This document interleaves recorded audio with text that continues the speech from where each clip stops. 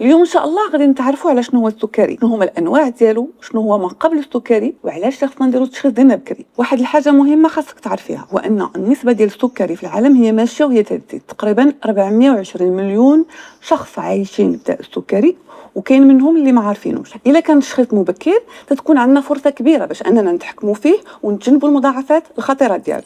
شنو هو الفرق ما بين ما قبل السكري وما بين السكري؟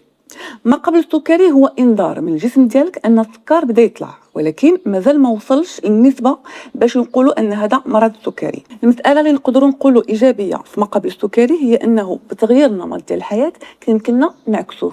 اما داء السكري فهو مرض مزمن، السكر تيبقى طالع لمده طويله، تيقدر يعطينا مضاعفات على العينين، على القلب، على الكلاوي، على الاعصاب. ولكن تا هو الحاجه ولا الميزه اللي فيه هي انه بتغيير النمط ديال الحياه يمكننا نتحكموا فيه ونعيشوا مزيان. دابا غادي نتعرفوا على الميكانيزمات ديال داء السكري وما قبل السكري.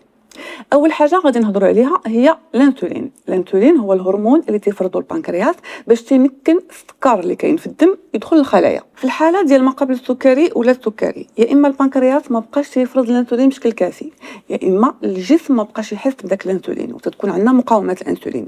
دونك شنو هي النتيجه؟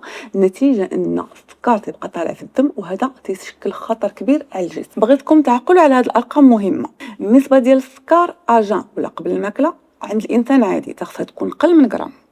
فما قبل السكري تتكون هذه النسبه ما بين غرام وغرام 25. اما ملي تيديكلارا داك السكري فهذه النسبه تتكون اكثر من غرام 26. الخزان عند الانسان العادي خصو يكون قل من 5.7%. ما قبل السكري تيكون ما بين 5.7 و 6.4%. اما في داء السكري تيكون اكثر من 6.5%. شنو هما العلامات ديال داء السكري؟ خصك تعرف ان هاد العلامات ما تبداو يظهروا من بعد سنوات والسكر تيكون طالع. عندنا العطش بزاف، عندنا البول في الليل، عندنا التعب المزمن، وعندنا الجوع القوي ونقص في الوزن بلا سبب. هاد الاعراض كلها تتشكل واحد الصرخه ديال الجسم تقول لك حضرتك راه السكر طلع. دابا غادي نشوفوا الانواع ديال داء السكري. غنبداو بالنوع الاول واللي هو مرض مناعي تصيب الاطفال ولا الناس في سن الشباب. هذا المرض هذا الدواء ديالو هو الانسولين مدى الحياه بحال اللي عندي انا. النوع الثاني هو اللي منتشر بزاف، وهو اللي تيجي مع السمنه، مع قله النشاط، ومع التقدم في السن. وكاين سكري الحمل اللي تيجي في الشهور الاخيره ديال الحمل ومر الولاده ترجع للعادي، ولكن خاص المراقبه. وكاين انواع نادره جينيه ولا بسبب ادويه. دابا غادي نشوفوا مجموعين شنو هو الخط الزمني ديال تطور داء السكري. خصك تعرف ان داء السكري ما تيجيش فجاه، راه تيجي شويه بشويه، والاعراض ما تيكونوش باينين. في الاول تنبداو بمقاومه الانسولين. البنكرياس تيفرز الانسولين، ولكن الخلايا ديالنا ما تيبقاش يحسوا بها. البنكرياس تولي يخدم اكثر باش يعوض، وهنا راه حنا مازالين ما تنحسوا بوالو. ومن بعد شويه بشويه السكر تيولي يطلع وتبداو الاعراض ديالو. هنا تنكون وصلنا لما قبل السكري. البنكرياس تيبدا يعيا شويه بشويه، والسكر تيكون ما بين طبيعي الى زايد. وهنا هو الوقت المثالي باش تبداي تغيري في النظام الغذائي ديالك وتغيري في النمط ديال الحياه. الا خلينا الحاله كتطور وما درنا حتى شي حاجه تنوصلوا لداء السكري كمرض. هذا المرض في الاول ما تيحتاجش الانسولين، خصنا نغيروا النمط ديال الحياه وناخذوا بعض الادويه. من بعد ما تمروا سنوات البنكرياس تاعي مسكين ما تيبقاش يقدر يفرز الانسولين. هنا تيولي داء السكري اللي تيحتاج الانسولين.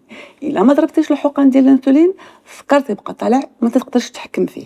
دابا شوفوا معايا مزيان الخط ديال التطور. تنبداو بمقاومه الانسولين، موراها تبدا ما قبل السكري، ومن بعد عندنا داء السكري اللي تيحتاج الادويه، ومن بعد عندنا داء السكري اللي تحتاج الانسولين. خاصك تعرف ان في اي مرحله من هذه المراحل الا قدرتي انك تتبع نظام غذائي متوازن ودير تغير من النمط ديال الحياه ديالك غادي تقدر تتحكم فيه وتعيش حياه طبيعيه. خاصك تعرف انه كل ما دخلتي بكري كل ما قدرتي باش توقف هذه السلسله قبل ما توصل لمراحل صعبه. الخلاصه ديال اليوم هي ان ما قبل السكري هو انذار من الجسم ديالك ويمكن لك تعكسه. اما مرض السكري فهو مرض مزمن وما عندوش علاقه غير مع السكر، فهو عنده علاقه مع التمثيل الغذائي ومع الهرمونات. والتشخيص المبكر تيمكنك باش انك تتحكم في السكر وتجنب المضاعفات الخطيره ديالو. خاصك تعرف ان السكر ماشي نهايه، فهو بداية لواحد نمط الحياة اللي هو جديد وصحي بالنسبة ليك. تابعني للمزيد مع دوكمونا.